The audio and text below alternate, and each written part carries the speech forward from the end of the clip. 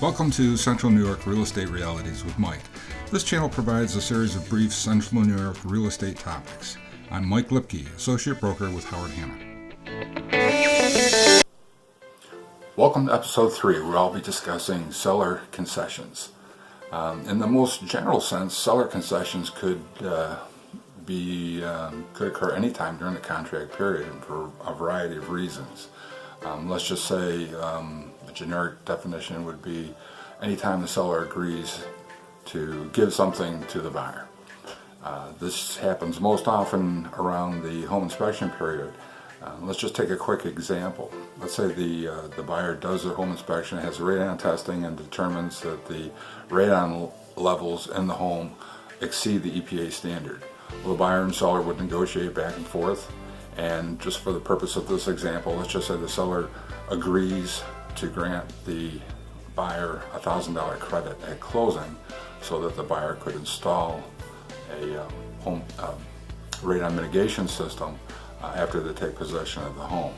Now, that agreement would not change the contract. The contract would stay in place, and the contract would be amended, and the addendum would state that the seller grants the buyer $1,000 credit at closing. So the purchase price is not going to change.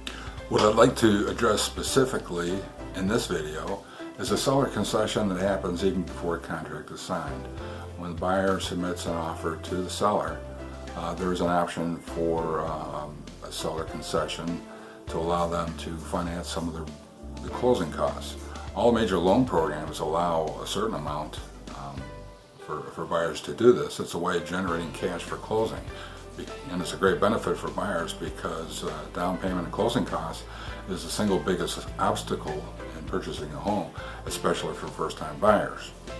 But the way this gets recorded and presented is a major source of confusion for both buyers and sellers. So what I'd like to do is look at that in more detail and compare 3 different examples and describe what's going on and how it should be viewed and presented. Okay, here are 3 examples. Notice I've used the term also known as buyer finance closing costs. Or you can show in these examples of the seller concessions when the buyer is actually financing some of their closing costs. In the first column, I've listed the words contract terms. Purchase price is the first one. That actually appears in the contract. It's defined as the total purchase price of the buyer's offer. This seems straightforward enough, doesn't it? The next term is mortgage expenses. This defines the amount that the buyer wants to add to their mortgage to use for closing costs. So this term identifies the buyer finance closing costs. Now this term is also in the contract or the offer, but this term down here, buyer offer to seller or net to seller, does not appear anywhere in the purchase offer contract, but this is what the buyer is actually offering to the seller. It's the value of the purchase price minus the mortgage expenses. Let's take a look at example 1. The buyer offers the seller a purchase price of $100,000, but the buyer indicates that they're going to finance $6,000 of their closing costs as indicated by mortgage expenses. The actual offer to the seller is $94,000. That's indicated by the buyer offer to seller net to seller. And this term and this amount does not appear anywhere in the purchase offer or what will eventually become the contract. So without proper explanation, the seller might assume that they're being offered the full $100,000, or they might assume that the buyer is offering them $100,000, but forcing the seller to give back $6,000 to pay for the buyer's closing costs. Well, both assumptions would be incorrect. What's actually happening is the buyer is offering $94,000 to the seller, but informing the seller that they are adding $6,000 to their mortgage to finance some of their closing costs. I think you would agree that this is confusing. The confusion exists due to the wording of the purchase offer contract Lending institutions and attorneys who specialize in real estate transactions do hundreds, if not thousands, of these transactions a year. They need and define terms that support their procedures. We jokingly refer to this as the golden rule, meaning those who have the gold make the rules. Still, what is even more confusing is that this situation is commonly referred to as a seller concession in the real estate transaction, but on the marketing side, lenders refer to this situation as buyer financed closing costs. Hopefully we're clear on what an offer looks like and how it works when a buyer makes an offer intending to finance part of their closing costs. Now let's look at subtle differences for these three examples and some of the implications from the seller's and the buyer's point of view. In example 1, the buyer sets a purchase price at the full asking or list price of $100,000, but the offer to the seller is actually $94,000. Let's jump over to example 3. The buyer offers the seller the full asking price of $100,000. And the buyer is financing some of their closing costs at $6,382 and some change. And that pushes the purchase price up to this value, $106 and some change. Now example 2 shows an offer between these two extremes. The mortgage expenses, this line here, or the buyer finance closing costs, is always based on the purchase price. For each of these three examples, the buyer finance closing costs are a constant 6% of the purchase price. So as the offer to the seller increases, so do the mortgage expenses. The 6% value is a general maximum across the mortgage programs, but the buyer can use a lesser value based on their actual needs and financial qualification. When a buyer finances closing costs, both the buyer and seller need to negotiate from the net to seller value.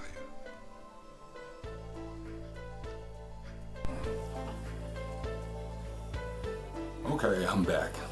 I hope this shed some light on the case of a purchase offer that's where the buyer is using buyer finance closing costs. Again, this is a valid option for buyers, and it helps them overcome the largest obstacle in purchasing a home, namely saving enough for the closing costs. Sellers need to understand this concept, and when negotiating a purchase offer that contains buyer finance closing costs, you should negotiate from the net to seller value. But be concerned with some of these other issues that may arise during the negotiations. Number one, the buyers need this option to purchase a home. They need help with closing costs. And increasing the purchase price or the net to seller to get a higher value may push the buyer above their pre-qualification limit, or it may reduce the amount of money that they could actually use for the closing costs. And also, since the purchase price is going to be elevated if you ask for a higher net to seller, there's always the issue of will the property appraise properly. Buyers need to consider this and understand the concepts involved also, and be aware of a couple of different issues. Number one, only use this option when it's necessary. Don't be greedy. Number two, know your maximum values, your pre-qualification limit, and know how much you need minimally to add to your closing costs by using this option. And understand that the sellers may not view your offer as favorably as others that aren't using this option, because they may not be they may be concerned with your ability to actually close. And in a multiple offer situation, buyers understand that your purchase price may be higher than someone else's, but the net to seller values are going to be your net to seller value may be lower actually. There's one final thing I want to mention about the buyer finance closing costs, that type of seller concession.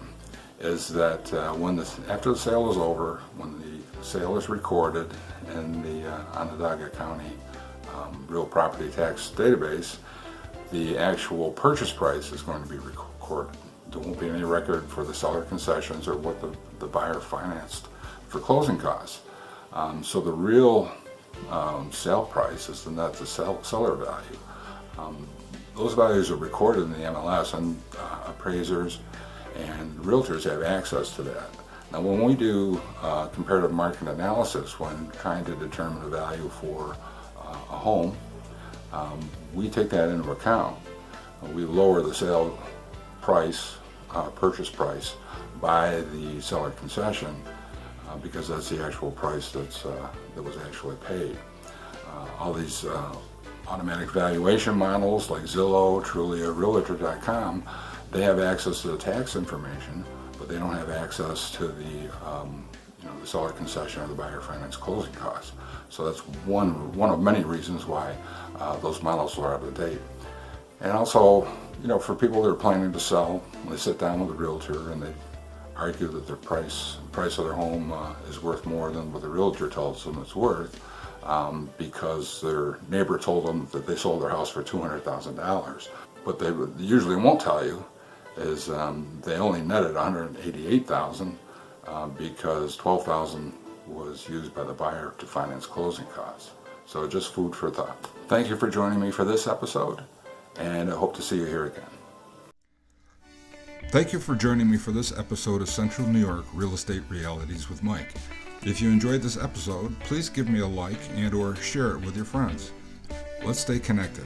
Hit the subscribe button so you'll be notified of future episodes as I release them. Look for me on these other social media sites as well. Remember, when it comes time for you, someone in your family, or a friend, neighbor, or coworker to sell or buy a home, call me for the personalized attention and professional service you deserve. Thank you. All the best. See you next time.